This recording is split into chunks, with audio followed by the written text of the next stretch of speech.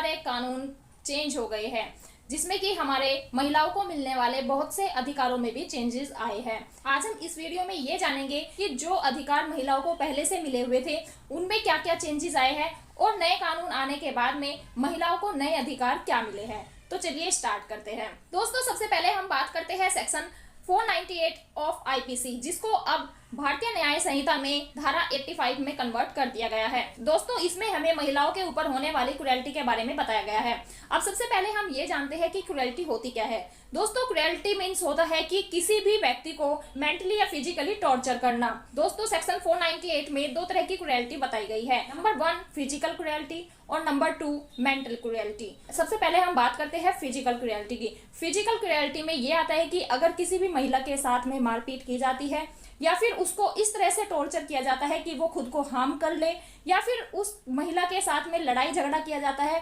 पति के द्वारा या फिर पति के रिश्तेदारों के द्वारा, तो दोस्तों ये आती है हमारी फिजिकल क्रुएल्टी में। अब हम बात करते हैं मेंटल क्रुएल्टी की। दोस्तों, मेंटल क्रुएल्टी में अगर हस्बैंड या फिर हस्बैंड के परिवार वाले कोई भी व्यक्ति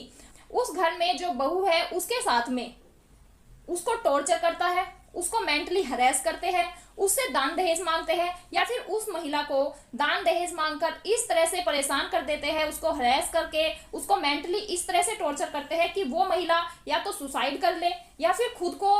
कोई ऐसी चोट पहुंचा ले जो कि बहुत हार्मफुल हो। तो दोस्तों, अगर कोई भी व्यक्ति इस तरह से किसी महिला को टॉर्चर करता है, चाहे वो फिजिकली टॉर्चर हो या फिर वो मेंटली टॉर्चर हो या फिर उस महिला से दान दहेज की मांग की जा रही हो, तो ये सारी चीजें हमारी कवर होती है सेक्शन 498A में, जिसको अब भारतीय न्याय संहिता में 85 में कन्वर्ट कर दिया गया है। तो महिला के पास ये अधिकार है कि अगर किसी भी महिला को इस तरह से टॉर्चर किया जा रहा है तो वो महिला थाने में जाकर के अपने ससुराल वालों के अगेंस्ट एक FIR लॉन्च करा सकती है, यानी कि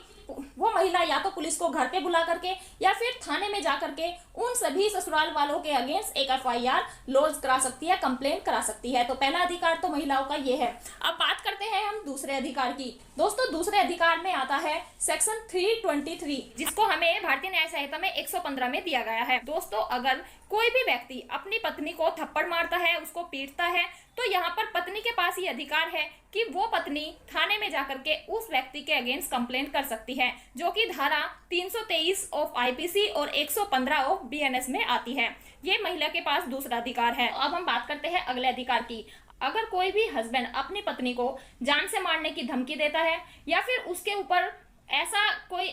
अटैक कराने की बात करता है जिससे उस महिला की डेथ हो सकती है या फिर उस महिला को जान का खतरा हो, तो ऐसे में भी उस महिला के पास ये अधिकार है कि वह महिला अपने हस्बैंड के अगेंस्ट सेक्शन 506 ऑफ आईपीसी और सेक्शन 351 ऑफ बीएनएस में अपने हस्बैंड के अगेंस्ट कंप्लेंट कर सकती है। ये महिला के पास एक और अधिकार है। अब हम बात करते हैं अगले अधिकार की, जिसमें आता है 406। जैसे कि हस्बैंड और वाइफ में या फिर ससुराल वालों में लड़ाई झगड़ा होता है, तो ससुराल वाले या हस्बैंड क्या करते हैं कि महिला को घर से बाहर निकाल देते हैं और उसका जितना भी स्त्री धन होता है वो सब अपने पास रख लेते हैं। तो दोस्तों, अगर कोई भी हस्बैंड अपनी वाइफ का स्त्री धन अपने पास रखता है या फिर ससुराल वाले अपनी बहू का स्त्री धन अपने पास रख करके उसको घर से निकाल देते हैं, तो ऐसे में भी उस महिला के पास ये अधिकार है कि वो अपने धन को अपने पास लेने के लिए अपने हस्बैंड और अपने इन-लॉज के अगेंस्ट कंप्लेंट कर सकती है और अपना पूरा का पूरा स्त्री धन अपने ससुराल वालों से वापस ले सकती है। अब हम बात करते हैं एक और अधिकार की, जिसमें आता है मेंटेनेंस। दोस्तों, अगर कोई भी हस्बैंड अपनी पत्नी का या अपने बच्चों का भरण पोषण नहीं कर रहा है, उनको खर्चे के लिए पैसे नहीं दे रहा है, तो ऐसे में वह महिला अपने हस्बैंड के अगेंस्ट 124 ऑफ सीआरपीसी, जिसको अब 144 ऑफ सीआरपीसी में कन्वर्ट कर दिया गया है, वह किसी भी मजिस्ट्रेट के पास में एक कंप्लेंट फाइल कर सकती है, जिसमें वो अपने लिए और अपने बच्चों के लिए मेंटेनेंस की मांग कर सकती है। और ऐसे में वो हस्बैंड मेंटेनेंस देने से बिल्कुल भी नहीं बच सकता है, और अगर वो हस्बैंड मेंटेनेंस पे नहीं करेगा तो उसको जेल भी हो सकती है। तो दोस्तों, महिला के पास सेक्शन 125 में मेंटेनेंस लेने का अधिकार है। अब हम आगे बात करें तो महिला के पास हिंदू मैरिज एक्ट के सेक्शन 24 में भी अपना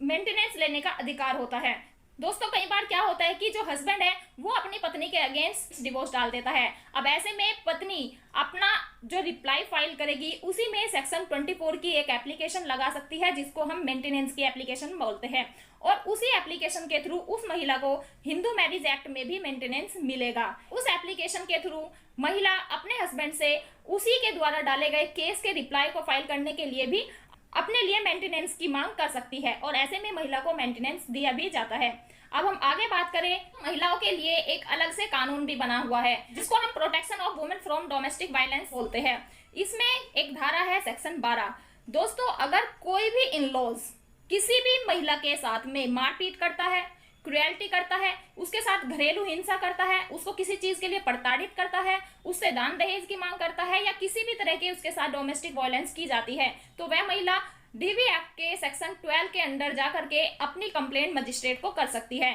और ऐसे में मजिस्ट्रेट उस कंप्लेंट के ऊपर काम करके जो इन लॉज है, जो उस महिला के साथ क्रुएल्टी कर रहे थे, उसके साथ डोमेस्टिक वायलेंस यानी कि घरेलू हिंसा कर रहे थे, वो कंपनसेशन देना होता है। अब दोस्तों, हम आगे बात करते हैं, अगर कोई महिला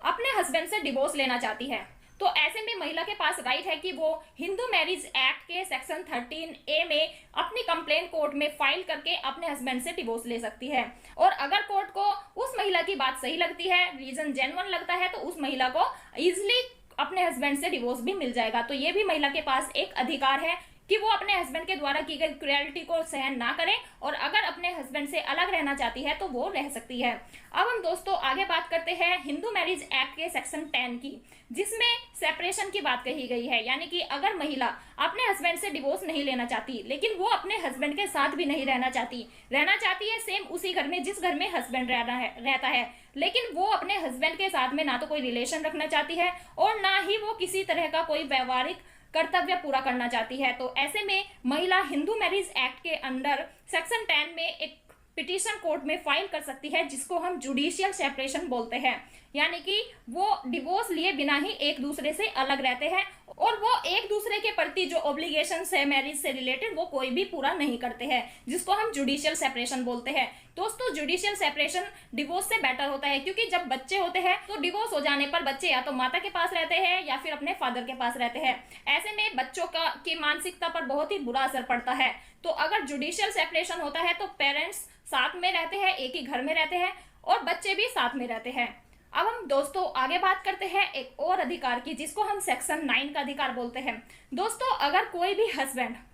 अपनी पत्नी को बिना बताए कहीं चला जाता है, बिना किसी रीजन के छोड़ के चला जाता है, और ऐसे में वाइफ के पास ये अधिकार है कि वो कोर्ट में सेक्शन 9 की पिटीशन फाइल कर सकती है और अपने हस्बैंड को कोर्ट में बुला करके कोर्ट के थ्रू ये मांग कर सकती है कि वो अपनी वाइफ के साथ रहे और अपने बच्चों के साथ रहे, क्योंकि जब तक हस्बैंड कोई जेन्युइन रीजन अपनी वाइफ के पास से जाने का नहीं बताएगा तो कोर्ट उसको डायरेक्ट करेगी कि वो अपनी वाइफ के साथ रहे, अपने बच्चों के साथ रहे। तो दोस्तों, ये सारे अधिकार